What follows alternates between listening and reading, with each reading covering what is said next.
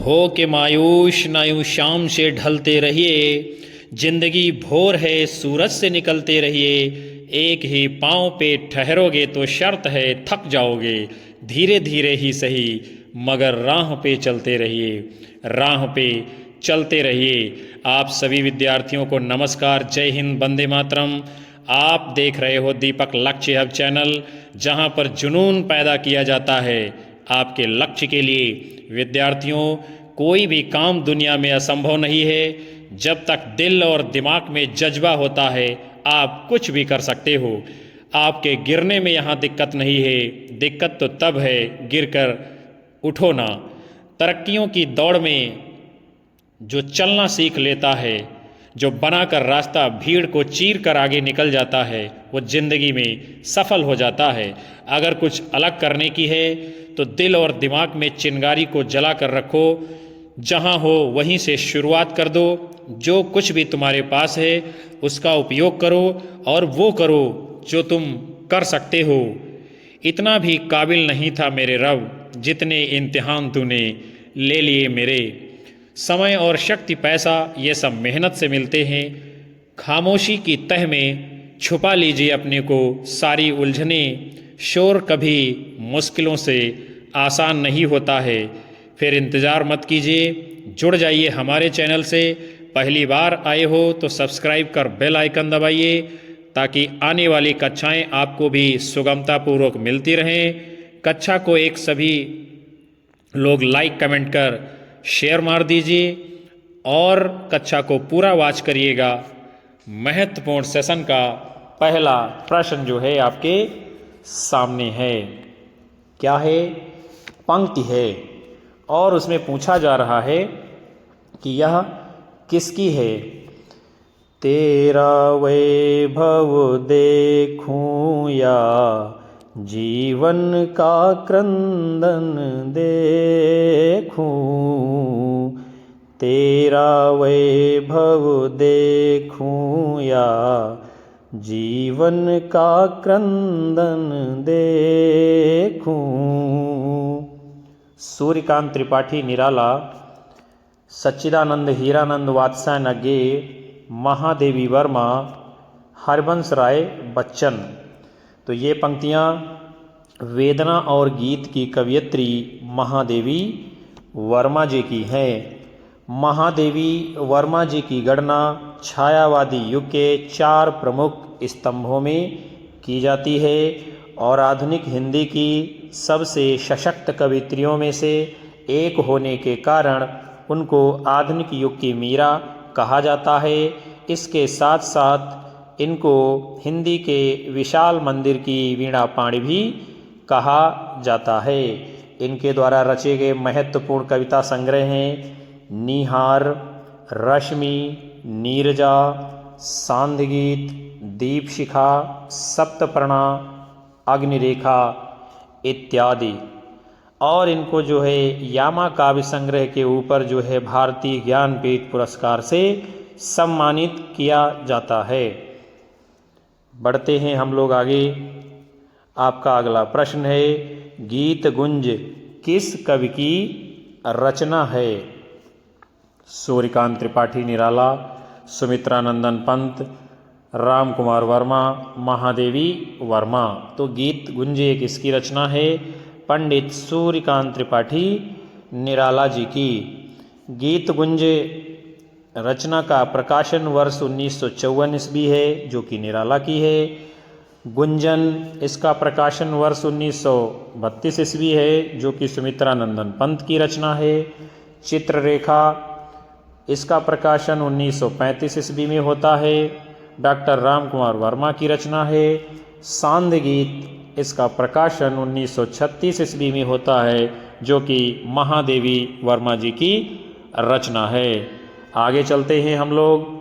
आपका प्रश्न है, पंत की काव्य रचनाओं का सही क्रम क्या है? गुंजन, पल्लव, ग्राम्या, युगांत, पल्लव, गुंजन, युगांत, ग्राम्या, युगांत, गुंजन, ग्राम्या, पल्लव, पल्लव, गुंजन, ग्राम्या, युगांत।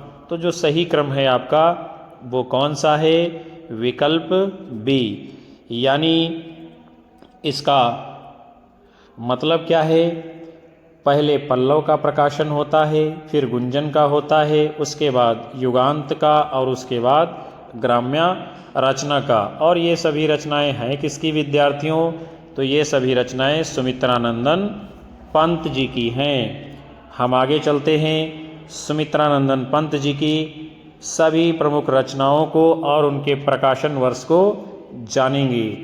उच्छ्वास 1920 ईस्वी, ग्रंथ 1920 ईस्वी, वीणा 1927 ईस्वी, पल्लव 1928 ईस्वी, गुंजन 1932 ईस्वी, युगांत 1936 ईस्वी, युगवाणी 1939 ईस्वी, ग्राम्य 1940 ईस्वी, स्वर्ण किरण 1947 ईस्वी, स्वर्ण धूल 1947 ईस्वी, उत्तरा 1949 ईस्वी, युगपथ 1949 ईस्वी, अतिमा 1955 ईस्वी, कला और बूढ़ा चांद 1959 ईस्वी, लोकायतन 1964 ईस्वी, चिदम्बरा सत्यकाम 1975 ईस्वी। और चिदम्बरा के ऊपर जो है सुमित्रानंदन पंत जी को प्रथम जो है हिंदी का ज्ञानपीठ पुरस्कार प्रदान किया जाता है।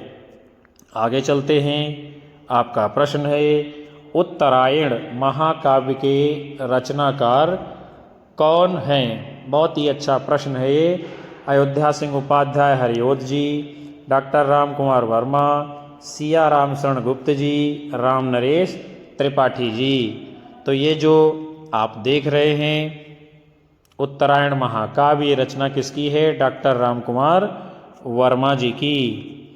आगे बढ़ेंगे। प्रिप्रवास महाकाव्य को जो है किसने लिखा है? अयोध्या सिंह उपाध्याय हरिओद जी ने। और इसका प्रकाशन जो है 1914 ईस्वी में होता है। आर्द्रा काव्य ग्रंथ किसका है? सिया राम शरण गुप्त जी का। मिलन खंड काव्य है ये, किसकी रचना है? राम नरेश त्रिपाठी जी की। फिर आपका अगला प्रश्न है, छायावाद के समर्थन में सबसे पहला लेख लिखने वाले लेखक कौन हैं? जयशंकर प्रसाद जी, मुकुटधर पांडे जी, श्रीधर पाठक जी, नंद दुलारी वाजपेयी जी। तो छायावाद के समर्थन में सबसे पहला लेख जो है मुकुटधर पांडे जी ने लिखा था। और 1920 ईस्वी में जबलपुर से प्रकाशित श्री शारदा पत्रिका में हिंदी में छायावाद शीर्षक से जो है इन्होंने लेख लिखा था। आगे चलेंगे। आपका प्रश्न है, अग्निपथ के पार चंदन चांदनी का देश है। अग्निपथ के पार चंदन चांदनी का देश है। किसकी पंक्ति है? हरिवंश राय बच्चन, महादेवी वर्मा, राम नरेश त्रिपाठी, नरेंद्र शर्मा। तो ये काव्य पंक्ति किसकी है? महादेवी वर्मा जी की। महादेवी वर्मा जी को आधुनिक काल की मीरा कहा जाता है। इनकी प्रमुख रचनाएं हैं निहार 1930 ईस्वी, रश्मि 1932 ईस्वी, नीरजा 1935 ईस्वी, सांदगीस 1936 ईस्वी, यामा 1940 ईस्वी, दीपशिखा 1942 ईस्वी, सप्तपर्णा 1960 ईस्वी। ये इनके जो है काव्य संग्रह हैं। आगे आपका प्रश्न है, अंग्रेजी स्वच्छंदतावादी काव्य का प्रभाव हिंदी की किस काव्यधारा में दिखाई देता है? प्रगतिवाद, प्रयोगवाद, छायावाद, नई कविता। तो विद्यार्थियों, अंग्रेजी में जिसे स्वच्छंदतावाद कहा जाता है उसे हिंदी में छायावाद कहा जाता है। और इस स्वच्छंदतावाद को रोमांटिसिज्म भी कहते हैं। छायावाद की समय सीमा 1918 से 1936 ईस्वी मानी गई है, जिसमें क्या है, स्वच्छंदतावाद को बढ़ावा दिया गया है और विचारों की उन्मुक्त स्वतंत्रता दिखलाई पड़ती है। फिर आपका प्रश्न है, क्या है? छायावाद की निम्नलिखित विशेषताएं हैं, यानी कौन कौन सी हैं? आत्मा अनुभूत की अभिव्यक्ति, ये विशेषता है।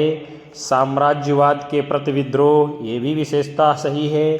सौंदर्य के प्रति अत्यधिक आकर्षण, ये भी सही है विशेषता। छायावाद रहस्यवाद का पर्याय है, ये बात थोड़ा कम सही है, अर्थात विकल्प डी सही होगा। 1, 2, 3 और जो चौथी बात है वो आंशिक यानी कि कम सही है। आगे चलेंगे। छायावाद की जो समय सीमा है विद्यार्थियों, वो 1918 ईस्वी से 1936 ईस्वी मानी गई है। और महादेवी वर्मा ये रहस्यवादी छायावाद में कवयित्री हैं और महादेवी वर्मा का जन्म 1907 में और मृत्यु 1987 ईस्वी में हो जाती है। फिर हम आगे बढ़ेंगे। क्या है आपका प्रश्न है कि रचना काल की दृष्टि से निम्नलिखित रचनाओं को सही क्रम में आपको लगाना है, यानी कि व्यवस्थित करना है। कुकुरमुत्ता, दीपशिखा, पल्लव, कामायनी। दीपशिखा, पल्लव, कामायनी, कुकुरमुत्ता। आगे के विकल्प हम देखते हैं। कामायनी, पल्लव, दीपशिखा, कुकुरमुत्ता। पल्लव, कामायनी, दीपशिखा, कुकुरमुत्ता। तो इसका जो सही विकल्प है वो है आपका विकल्प डी, यानी पल्लव का प्रकाशन 1928 ईस्वी में हुआ। किसकी रचना है? सुमित्रानंदन पंत जी की। कामायनी का प्रकाशन 1935 ईस्वी में हुआ। किसने लिखा है? जयशंकर प्रसाद जी ने। दीपशिखा का प्रकाशन कब होता है? 1942 ईस्वी में। किसकी रचना है? महादेवी वर्मा की। कुकुरमुत्ता का प्रकाशन 1942 ईस्वी में किसने लिखा है? सूर्यकांत त्रिपाठी निराला जी ने। और जयशंकर प्रसाद जी का जो कामायनी है यह एक महाकाव्य है और इस कामायनी महाकाव्य को छायावाद का उपनिषद कहा जाता है। इसका जो प्रमुख दर्शन है उसका नाम है समरसतावाद, आनंदवाद। और इस महाकाव्य में कुल 15 सर्ग हैं। इसका मुख्य छंद कौन सा है? तो उसका नाम क्या है? ताटंक। आगे चलेंगे। आपका प्रश्न है जूही की कली कविता के कवि है, यानी किसकी कविता है? सुमित्रानंदन पंत, सूर्यकांत त्रिपाठी निराला, जयशंकर प्रसाद, महादेवी वर्मा। तो जूही की कली ये कविता किसकी है? वो है आपके सूर्यकांत त्रिपाठी निराला जी। गिरजे का घंटा 1916 ईस्वी में प्रकाशित होती है। किसने लिखा है? सुमित्रानंदन पंत जी ने। सावन पंचक 1906 ईस्वी में प्रकाशन वर्ष है। किसने लिखा है? जयशंकर प्रसाद जी ने। जाग बेसुध जाग ये गीत किसका है? महादेवी वर्मा का है। आगे बढ़ेंगे। और ये सभी जो रचनाएं हैं ये इन लोगों की प्रथम रचनाएं मानी गई हैं। प्रथम प्रभात 1918 ईस्वी में जयशंकर प्रसाद जी की प्रथम छायावादी कविता मानी जाती है। जूही की कली जिसका प्रकाशन वर्ष 1916 ईस्वी है, सूर्यकांत त्रिपाठी निराला जी की प्रथम कविता मानी जाती है, जिसको जो है आचार्य महावीर प्रसाद द्विवेदी जी ने अश्लीलता का आरोप लगाकर अपनी सरस्वती पत्रिका में छापने से इनकार कर दिया था। आगे चलेंगे। आपका अगला प्रश्न है प्रसाद की रचना प्रलय की छाया की विषय वस्तु क्या है? महाराणा प्रताप का पराभव, पद्मिनी का अग्निदाह, जल प्रलय, रानी कमलावती का पश्चाताप। तो जो प्रलय की छाया रचना है जयशंकर प्रसाद जी की, उसकी मुख्य विषय वस्तु क्या है? रानी कमलावती का पश्चाताप। आगे चलते हैं। इस कविता में अलाउद्दीन गुजरात के गुर्जर नरेश को पराजित करके उनकी पत्नी कमलावती को दिल्ली ले आता है, जहां रानी बंदी के रूप में पश्चाताप करती हुई अपना जीवन व्यतीत करती है। ये रचना पहली बार 1931 ईस्वी में हंस पत्रिका में प्रकाशित हुई थी। बाद में लहर 1933 ईस्वी में एक काव्य संग्रह में इसको संकलित किया गया था। आगे चलेंगे। आपका प्रश्न है, क्या है? निम्नलिखित कृतियों का सही अनुक्रम क्या है? नए पत्ते, आंसू, ग्रंथि, ठंडा लोहा। ठंडा लोहा, ग्रंथि, आंसू, नए पत्ते। आंसू, ग्रंथि, नए पत्ते, ठंडा लोहा, नए पत्ते, ठंडा लोहा, ग्रंथि, आंसू। तो इसमें है क्या विद्यार्थियों? इसमें जो है प्रकाशन वर्ष के अनुसार कोई भी क्रम जो है सटीक नहीं है। तो ऐसे में हम लोग करेंगे क्या? इन रचनाओं का जो है प्रकाशन वर्ष देख लेते हैं। जैसे कि आपकी रचना है सबसे पहले नए पत्ते, तो इसका जो है प्रकाशन कब होता है? तो वो है आपका यानी 1946 ईस्वी। फिर दूसरा है आंसू, इसका प्रकाशन कब होता है? तो इसको भी आप जानते हैं, वो है आपका 1925 ईस्वी। फिर जो है ग्रंथ है, इसका प्रकाशन कब होता है? 1920 ईस्वी। फिर जो है आपका ठंडा लोहा रचना है धर्मवीर भारती जी की, इसका प्रकाशन 1952 ईस्वी में होता है। हम आगे बढ़ेंगे। आपका जो है अगला प्रश्न है, हिम किरीटनी किसकी रचना है? माखनलाल चतुर्वेदी, अयोध्या सिंह उपाध्याय हरिओद, बाल कृष्ण शर्मा नवीन, सोहनलाल द्विवेदी।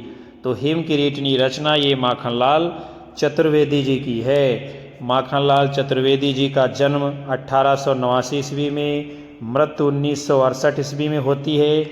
इनकी प्रमुख रचनाएं हैं हिम किरीटनी, जिसका प्रकाशन 1943 ईस्वी में हुआ है। हिम तरंगिनी, इसका प्रकाशन 1949 ईस्वी में हुआ है। माता, इसका प्रकाशन 1951 ईस्वी में। समर्पण, इसका प्रकाशन 1956 ईस्वी में हुआ है। और इनकी जो रचना है हिम तरंगिनी, इस रचना के ऊपर जो है 1955 ईस्वी में साहित्य अकादमी पुरस्कार प्रदान किया गया था। फिर बाल कृष्ण शर्मा नवीन जी का जन्म 1897 में होता है, मृत्यु 1960 ईस्वी में होती है। इनकी प्रमुख जो काव्य रचनाएं हैं, कुमकुम 1939 ईस्वी में इसका प्रकाशन होता है। रश्मिरेखा, अपलक, क्वासी, हम विस्पाई जन्म के, विनोबा स्तवन, उर्मिला इत्यादि।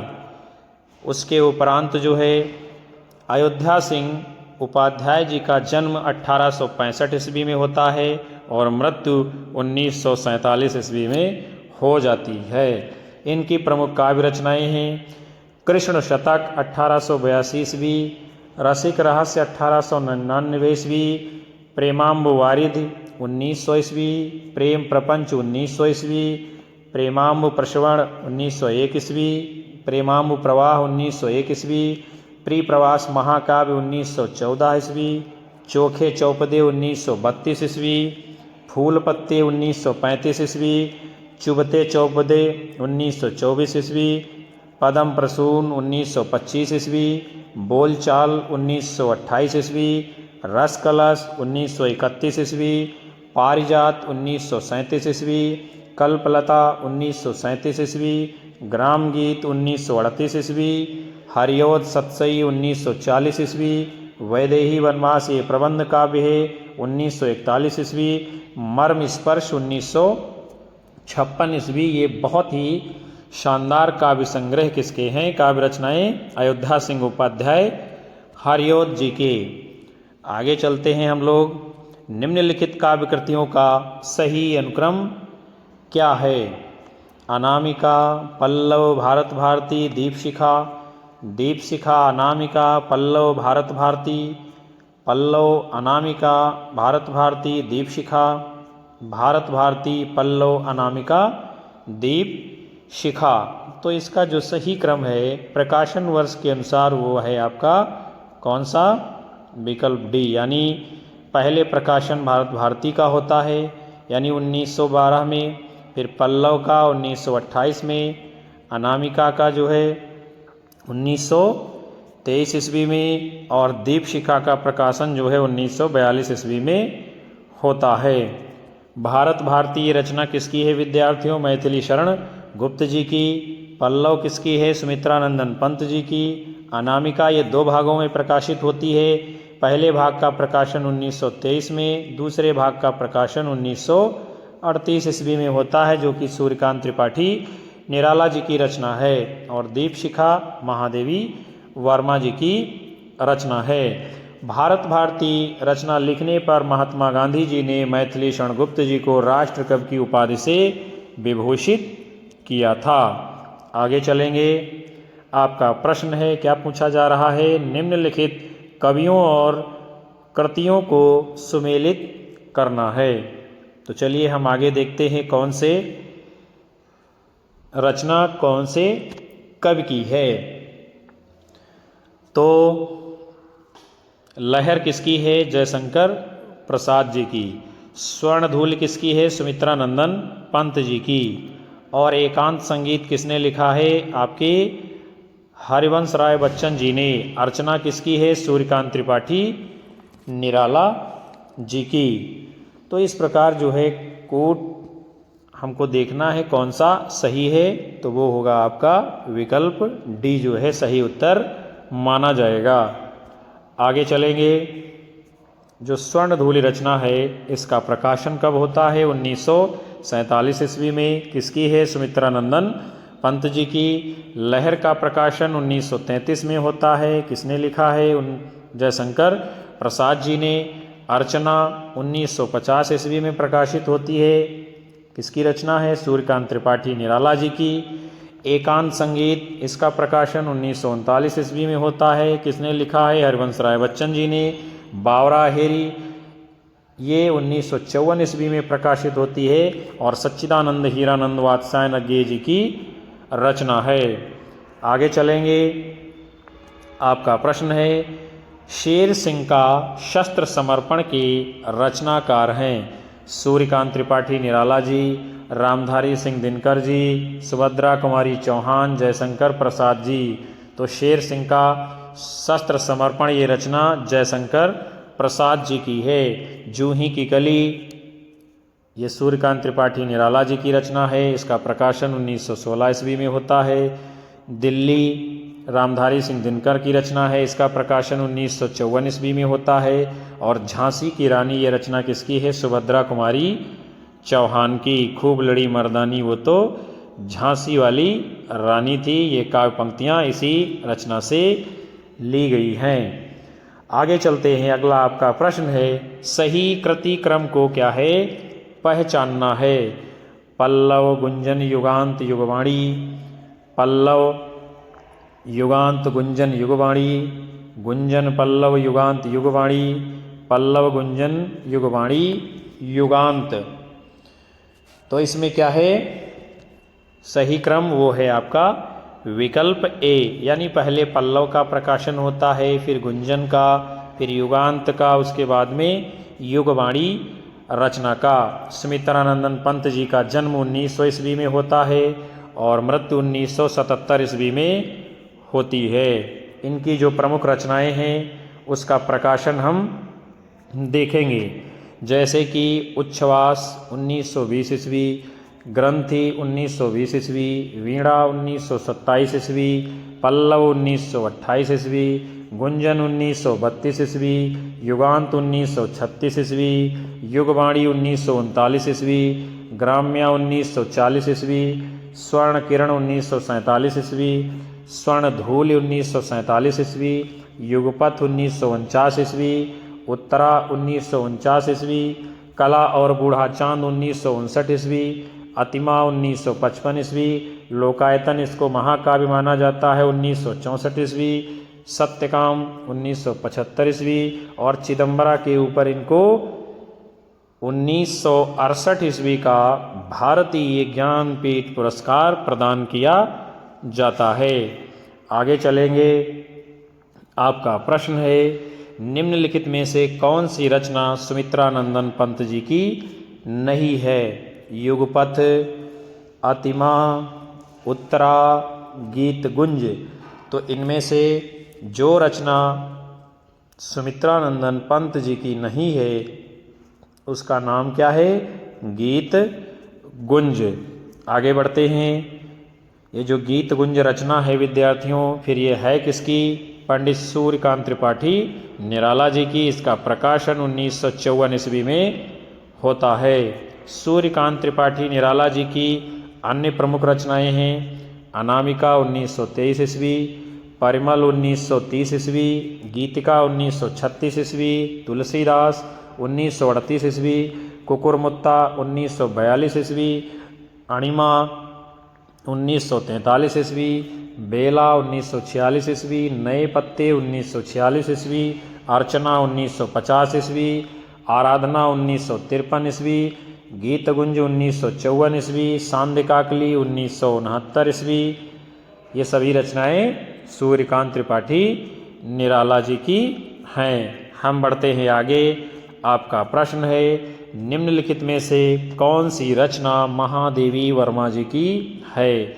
वीणा, गीतिका, निशा, नीरजा। तो ये जो रचना नीरजा है ये किसकी है? महादेवी वर्मा जी की, और इसका प्रकाशन 1935 ईस्वी में होता है। वीणा रचना ये सुमित्रानंदन पंत जी की है और इसका प्रकाशन 1927 ईस्वी में हुआ है। गीतिका रचना सूर्यकांत त्रिपाठी निराला जी की है और इसका प्रकाशन 1936 ईस्वी में होता है। आगे चलते हैं। आपका प्रश्न है क्या है? काव्य पंक्तियाँ दी गई हैं और पूछा जा रहा है कि जो है इसके रचनाकार कौन हैं? फिर परियों के बच्चे से हम सुभग सीप के पंख पसार, समुद्र पैरते शुचि ज्योत्स्ना में पकड़ इंद्र के कर सुकुमार। फिर परियों के बच्चे से हम सुभग सीप के पंख पसार। सुमित्रानंदन पंत, महादेवी वर्मा, सूर्यकांत त्रिपाठी निराला, जयशंकर प्रसाद। तो ये काव्य पंक्तियाँ किसकी हैं? सुमित्रानंदन पंत जी की, जो कि प्राकृतिक संवेदना से परिपूर्ण हैं।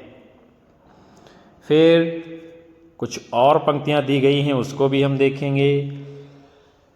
काम मंगल से मंडित श्रेय सर्ग इच्छा का है परिणाम। किसने लिखा है? जयशंकर प्रसाद जी के कामायनी महाकाव्य की ये पंक्तियाँ हैं। और जो है आगे पंक्तियाँ दी गई हैं।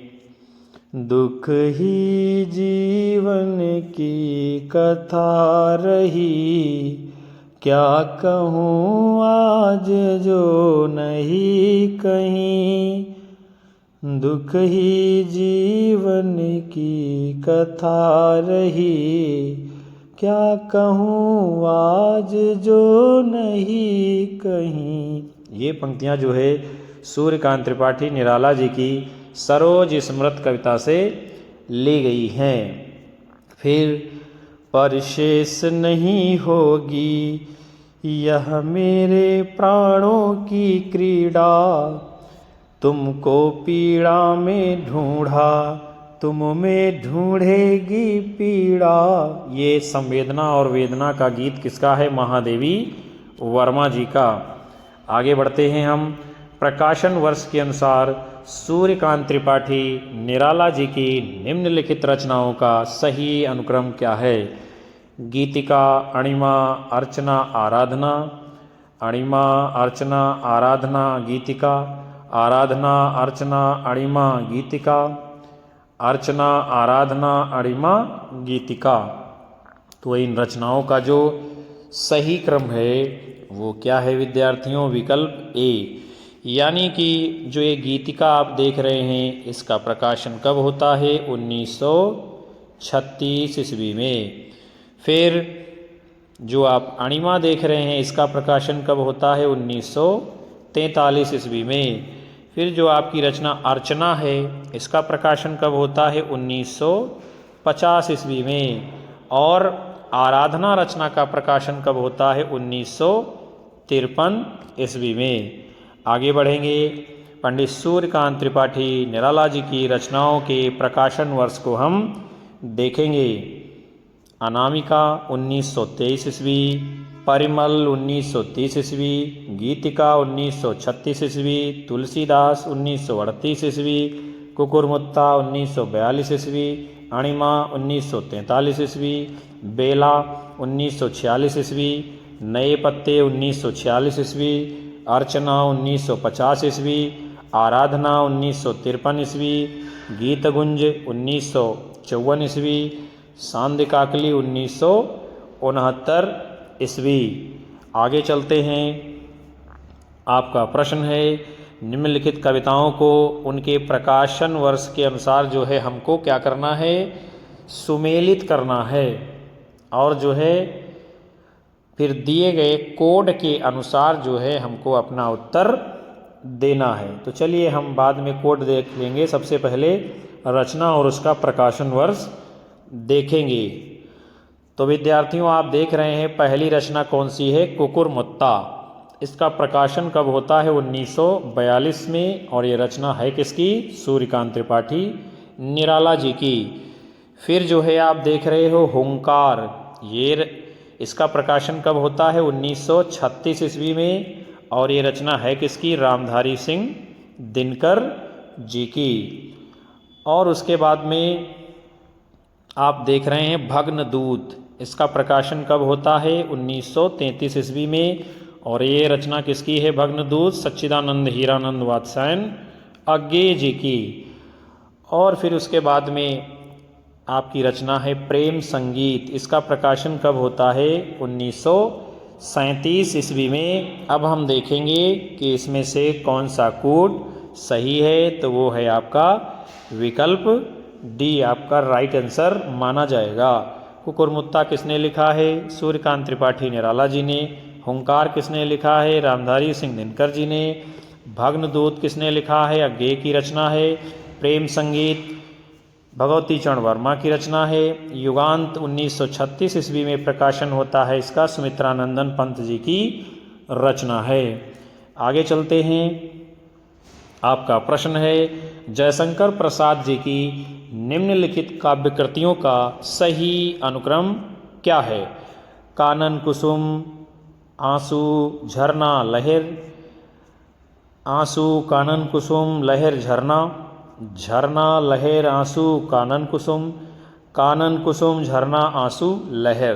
तो सही क्रम क्या है? वो है आपका विकल्प डी, यानी पहले कानन कुसुम प्रकाशित हुई, फिर उसके बाद में झरना, उसके बाद में आंसू, उसके बाद में लहर। जयशंकर प्रसाद जी की जो काव्य कृतियाँ हैं उनका प्रकाशन वर्ष देखेंगे। उर्वशी 1909 ईस्वी में, वन मिलन 1909 ईस्वी में, प्रेमराज 1909 ईस्वी में, अयोध्या का उद्धार 1910 ईस्वी में, शोकोच्छ्वास 1910 ईस्वी में, वभ्रुवाहन 1911 में, कानन कुसुम 1913 ईस्वी में, प्रेम पथिक 1914 ईस्वी में, महाराणा का महत्व 1914 ईस्वी में, चित्राधार 1918 ईस्वी में, झरना 1918 ईस्वी में, आंसू 1925 ईस्वी में, लहर 1933 ईस्वी में और कामायनी महाकाव्य 1935 ईस्वी में। हम लोग चलेंगे आगे। आपका अगला प्रश्न है काम मंगल से मंडित श्रेय सर्ग इच्छा का है परिणाम। काम मंगल से मंडित श्रेय सर्ग इच्छा का है परिणाम। तिरस्कृत कर उसको तुम भूल बनाते हो असफल भवधाम। बनाते हो असफल भवधाम। उपर्युक्त का पंक्तियाँ कामायनी के किस सर्ग से ली गई हैं? वासना, काम, श्रद्धा, लज्जा। तो ये कामायनी महाकाव्य के श्रद्धा सर्ग से पंक्तियाँ ली गई हैं, जिसमें श्रद्धा मन से कहती है कि ये जो काम मंगल है, इससे जो सृष्टि उत्पन्न होगी और इसका जो परिणाम होगा, इसको आप तिरस्कार करने की जो भूल कर रहे हो, इससे क्या है, इस संसार सागर को, इस भवधाम को आप असफल बनाने में लगे हो। अर्थात क्या है, काम क्रीड़ा के द्वारा जो है करने के बाद इस सृष्टि को संचालित करना चाहिए, सृष्टि में जीवन संपन्न करना चाहिए। कामायनी महाकाव्य जो है जयशंकर प्रसाद जी ने लिखा है और इसका प्रकाशन 1935 ईस्वी में होता है, जिसमें कुल 15 सर्ग हैं। आगे चलेंगे और पंक्तियां दी गई हैं।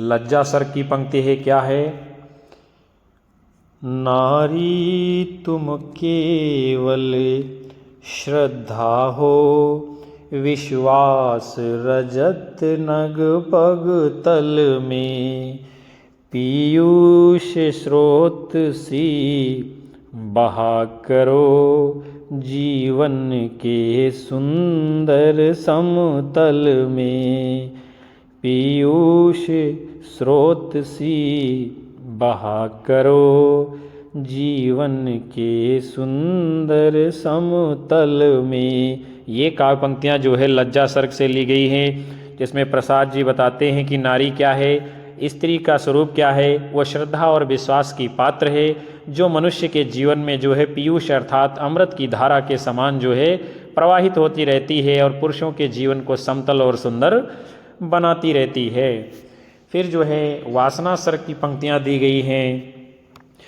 मधुर क्रीड़ा मिश्र चिंता साथ ले उल्लास, मधुर क्रीड़ा मिश्र चिंता साथ ले उल्लास, हृदय का आनंद कूजन लगा करने रास।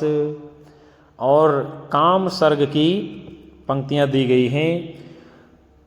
था व्यक्ति सोचता आलस में, चेतना सजग रहती दुहरी, था व्यक्ति सोचता आलस में, चेतना सजग रहती दुहरी, कानों के कान खोल करके सुनती थी कोई ध्वनि गहरी, कानों के कान खोल करके सुनती थी कोई ध्वनि गहरी, चेतना सजग रहती दुहरी, चेतना सजग रहती दुहरी। आपका प्रश्न है, इनमें से कौन सा जोड़ा सही है? प्रिप्रवास हरियोद यानी ये सही है, सांदगीत प्रसाद की रचना नहीं है, आंसू निराला की रचना नहीं है, साकेत तुलसीदास की रचना नहीं है, अर्थात विकल्प ए आपका सही होगा। प्रिप्रवास महाकाव्य अयोध्या सिंह उपाध्याय हरियोद जी का है, जिसका प्रकाशन 1914 ईस्वी में होता है और इसको खड़ी बोली हिंदी का प्रथम महाकाव्य माना गया है। सांदगीत रचना जो है आपके महादेवी वर्मा जी की है, आंसू जयशंकर प्रसाद की रचना है और साकेत महाकाव्य मैथिलीषण गुप्त जी का है, जिसका प्रकाशन 1931 ईस्वी में होता है। और मैथिलीषण गुप्त जी द्विवेदी युग के प्रतिनिधि कवि हैं।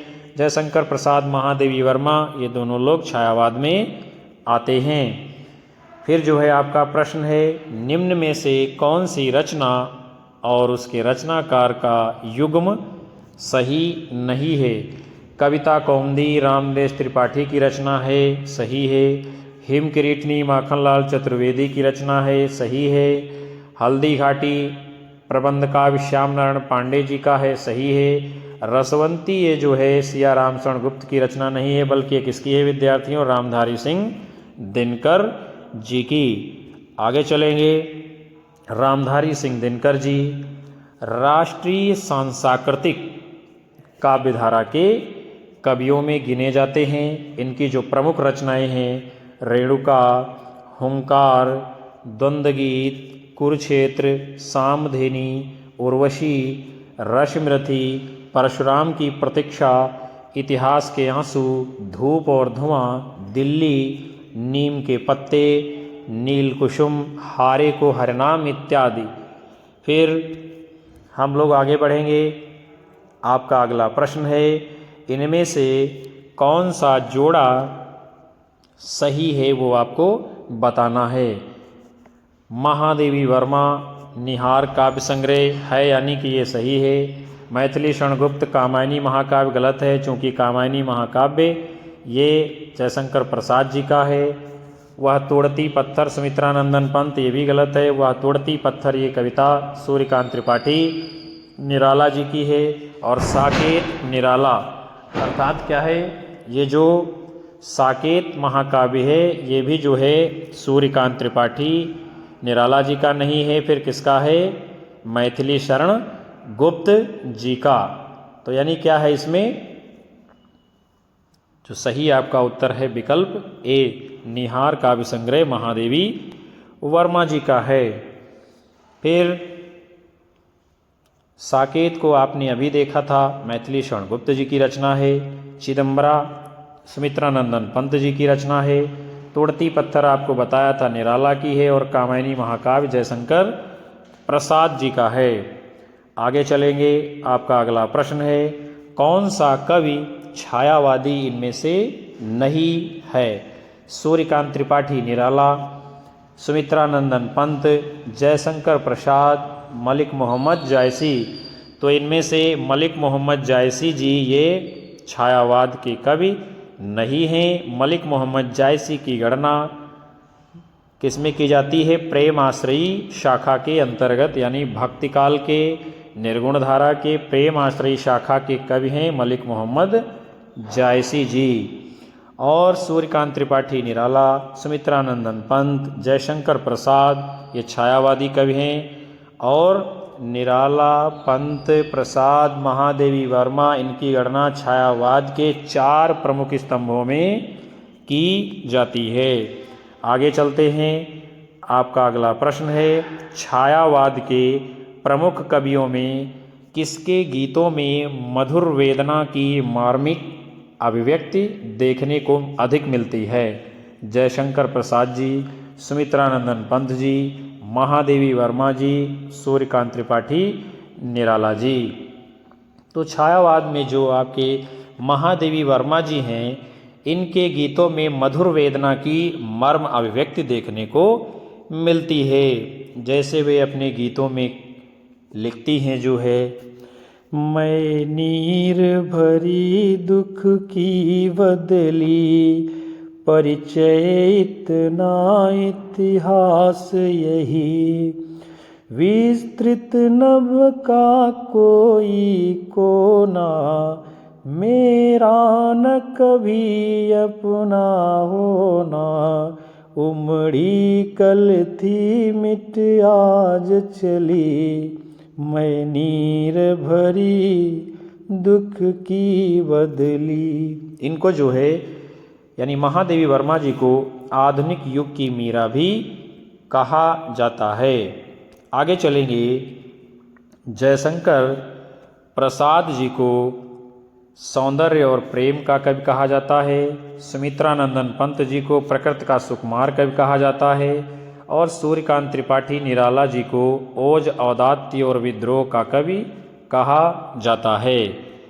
फिर हम बढ़ते हैं आगे। आपका अगला प्रश्न है, अनामिका काव्य किसके द्वारा रचित है, यानी किसने लिखा है।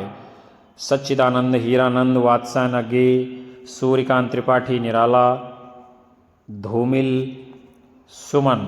तो अनामिका ये जो है काव्य रचना किसकी है, सूर्यकांत त्रिपाठी निराला जी की। फिर परिमल, गीतिका, तुलसीदास ये सभी रचनाएं जो है निराला जी की मानी गई हैं। आपका अगला प्रश्न है, छायावाद की पहली रचना मानी जाती है, यानी इनमें से कौन सी पहली रचना मानी जाती है उसे आपको खोज कर बताना है। पल्लव, लहर, कामायनी, झरना। तो जो छायावाद की पहली रचना मानी जाती है उसका नाम क्या है? झरना। इसका प्रकाशन 1918 ईस्वी में होता है और ये रचना है किसकी? जयशंकर प्रसाद जी की। और यानी इसका प्रकाशन जो है 1918 में होता है। प्रसाद जी की रचना है।